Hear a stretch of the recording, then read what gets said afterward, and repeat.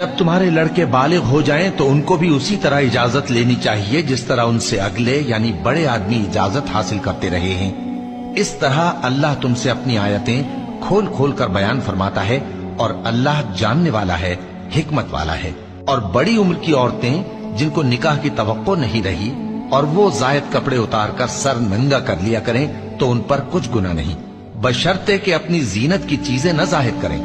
और अगर इससे भी बचें तो ये उनके हक में बेहतर है। और अल्लाह सुनता है, जानता है। न तो अंधे पर कुछ गुनाह है और न लंगड़े पर और न बीमार पर और न खुद तुम पर कि अपने घरों से खाना खाओ या अपने बाप दादा के घरों से या अपनी माओं के घरों से या भाइयों के घरों से या अपनी बहनों के घरों से या अपने चचाओं के घरों से या अपनी फूफियों के घरों से या अपने मामुओं के घरों से या अपनी खालाओं के घरों से या उस घर से जिसकी कुंजियां तुम्हारे हाथ में